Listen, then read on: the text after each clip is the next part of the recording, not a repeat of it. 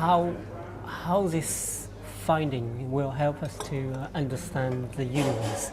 The Higgs boson and the energy scales that we study at the Large Hadron Collider are more close to the initial moments after the Big Bang. These are the energy, and then the universe cooled down, and of course the structure will form.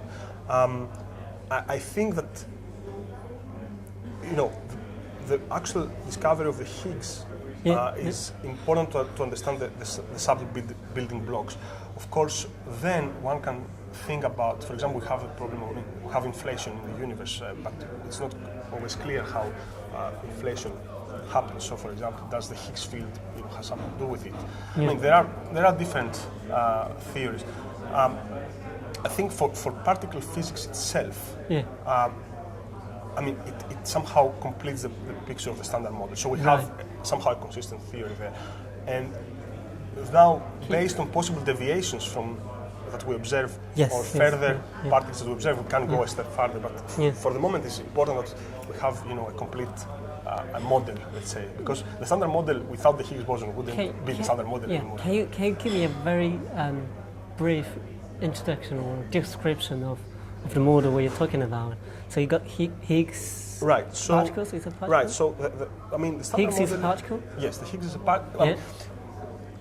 In particle physics, the particle and the fields are two notions that are quite interwoven. I mean, interchangeable, right? So the Higgs field is everywhere in the universe, and through the interactions with this field, the particles get the mass. But when you have very high energy collisions, then you can produce somehow excitations of this field. I mean, and then you see it as a particle.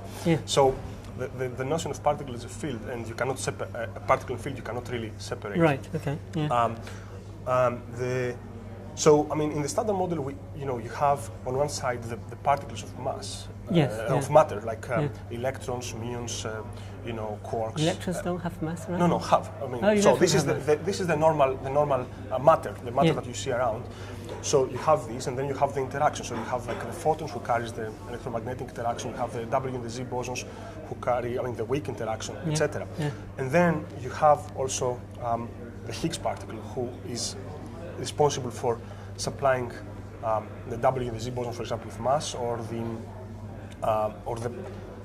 the electron with mass, etc. So let's say you have two kinds of particles in the standard model: the matter and the interactions. And, and the Higgs boson has slightly more privileged position because it's a particle, or the carrier somehow gives mass to the rest of the. But for example, the photon doesn't have mass. Something like if you have an atom, I know a little bit about atom because we learned it in physics.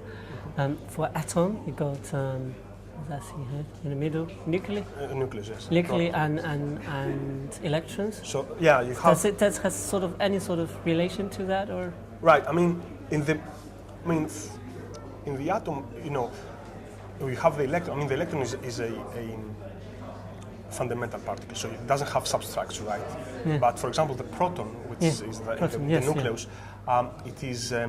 it's not a fundamental particle. So within a proton, you have the quarks, and then these quarks are kept together through what we call the quantum chromodynamics. So it's a strong force, basically. So they exchange, they interact, and it keeps in one proton. So let's say in the standard model, the fundamental particle is the quark, not the proton. Right. And then, the proton mass mostly comes from the interactions between the quarks, but the quark mass itself is coming from the interaction with the Higgs boson, or the electron. Okay. So you have to go really inside the atom to see, let's say, the real world of particle physics. So you got the Higgs particles. They produce the mass for the quarks. Right, and for the electrons, for the electron and the muons. Right. For matter. Right. For the materials, whatever we have. Right. I mean, as I said, for the proton, most of its mass, it's actually the interactions between the quarks. It's not coming directly from the Higgs, but the quark itself, the mass of the quark of the lepton, is coming from the interaction with the Higgs field. Right. Okay.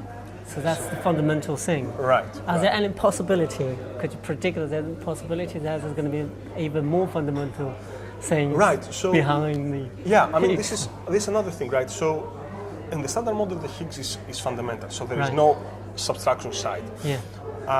But there are theories which say that the Higgs could potentially be, not a fundamental particle, but some kind of condensate of other particles, like you know, how we have the proton, something inside. Yeah. And this is one of the possibilities that we have to understand. So by measuring the properties, the decays, and the production rates, we can start discriminate between differences, whether the Higgs is fundamental or not. Yeah. So, elementary or not. Yeah. So, I mean, this is something that we investigate. I mean, let's say to the precision we have now, we can say that it is compatible. I mean, it is not, negates the standard model hypothesis in an elementary particle, but this is exactly the purpose from now on. I mean, to really discover the actual nature of it. Yes. Okay. So, one last question: where do you see yourself and your research in 5 years?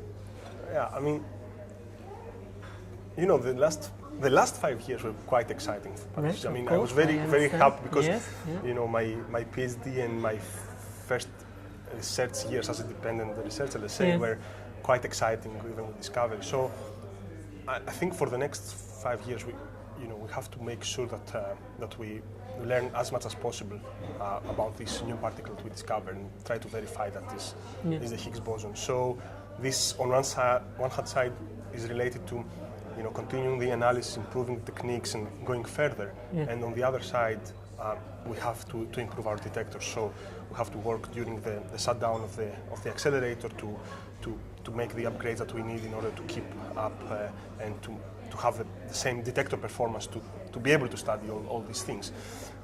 So I hope in the next 5 years to be able to have a more complete knowledge of this new particle and somehow complete the picture of the standard model, or discover and open a new door to something completely unexpected.